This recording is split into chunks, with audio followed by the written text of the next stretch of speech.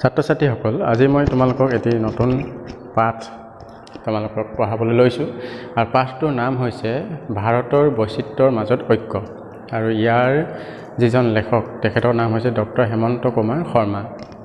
আচলতে পাঠটোৰ যি নাম সেই নামটোৰ পৰা আমি বুজি পাইছোঁ যে পাঠটোৰ ভিতৰত আচলতে কিখিনি কথা সোমাই আছে। ভাৰতৰ বৈচিত্ৰ্যৰ মাজত ঐক্য।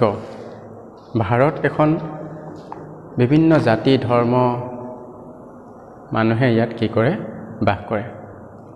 বিভিন্ন ধৰণৰ মানুহ, মুছলিম, হিন্দু, ঠিক তেনেকৈ শিখ, খ্ৰীষ্টিয়ান, তাৰ উপৰিও আন কিছুমান মানুহ এই ভাৰতবৰ্ষত বাস কৰিছে অতীজৰে পৰা। ইয়াৰ লগতে এই ভাৰতবৰ্ষখনৰ যি ভৌগোলিক পৰিৱেশ, সেই ভৌগোলিক পৰিৱেশো কি হয়, ঠাই বিশেষে বেলেগ বেলেগ। ক'ৰবাত বেছি গৰম, ক'ৰবাত বেছি ঠাণ্ডা, ক'ৰবাত পাহাৰ পৰ্বত বেছি, ক'ৰবাত সাগৰ বেছি আছে, ক'ৰবাত সমভূমি বেছি আছে য'ত পাহাৰ নাই, ভৈয়াম অঞ্চল বেছি। ইয়াৰ লগে লগে কিছুমান অঞ্চল একেবাৰে মৰুভূমি।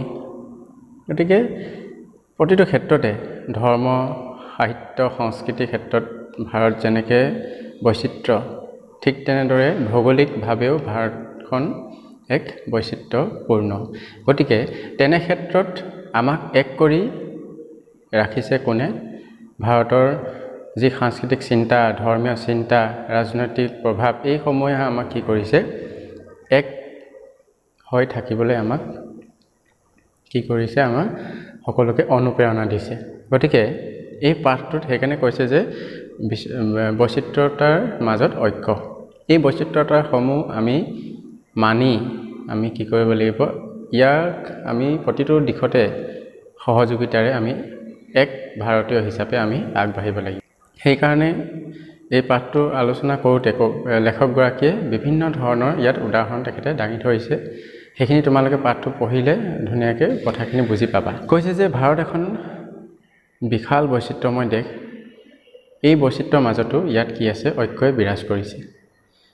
আমাৰ সংবিধান এখন, ইয়াত মুছলিমৰ বাবে বেলেগ সংবিধান বা হিন্দুৰ বাবে বেলেগ, খ্ৰীষ্টিয়ানৰ বাবে বেলেগ, তেনেকুৱা নহয়। ইয়াত এখনে সংবিধান। ভাৰতীয় সংবিধান বুলি ক'লে আমি প্ৰত্যেকেই কেৱল মাত্ৰ এখন আমি সংবিধানে পঢ়িব লাগিব। কিন্তু যদি কয় ভাৰতীয় সংস্কৃতি বুলি ক'লে তাত খাদ্যাভ্যাস আহিব, সাজপাৰ আহিব, ধৰ্ম আহিব, ৰীতি নীতি, এইবিলাক কি হয়, সকলোৰে বেলেগ বেলেগ। কেৰেলীয়ান মানুহখিনি তেওঁলোকৰ ৰীতি নীতি বেলেগ, খাদ্যাভ্যাস বেলেগ, সাজ পোছাক বেলেগ, আমাৰ অসমৰ মানুহখিনি সাজ পোছাক বেলেগ। ঠিক তেনেদৰে আন যিবিলাক পাঞ্জাবী আছে, মুছলিম আছে, সকলোৰে খাদ্যাভ্যাস, সাজপাৰ এইবিলাক বেলেগ বেলেগ হয়। এইখিনি হৈছে আমাৰ সাংস্কৃতিক বৈচিত্ৰ্য।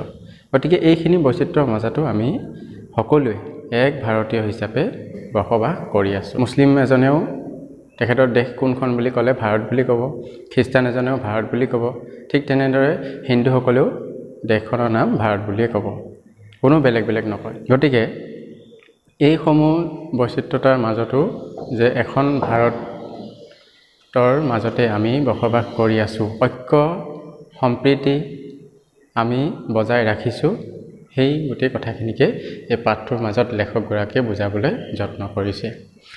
তোমালোকে এই ভিডিঅ'টো চোৱাৰ লগে লগে পাঠটো ভাল ধৰণে পঢ়িবা, তেতিয়া গোটেই কথাখিনি বুজিব পাৰিবা। ইয়াত কি ধৰণৰ মানুহে কেনেকুৱা ধৰ্মাৱলম্বী মানুহে বসবাস কৰে, তেওঁলোকৰ ৰীতি নীতি, আচাৰ ব্যৱহাৰ, সাজপাৰ কেনেকুৱা, তেওঁলোকে কি কি খাদ্য গ্ৰহণ কৰে, সেই গোটেই কথাখিনি ইয়াত বিশদভাৱে পাঠটোত লেখকে আলোচনা কৰিছে। মই কেৱল সামগ্ৰিকভাৱে এই গোটেই পাঠটোৰ কথাখিনি থুলমূলকৈ তোমালোকক বুজাবলৈ যত্ন কৰিছোঁ।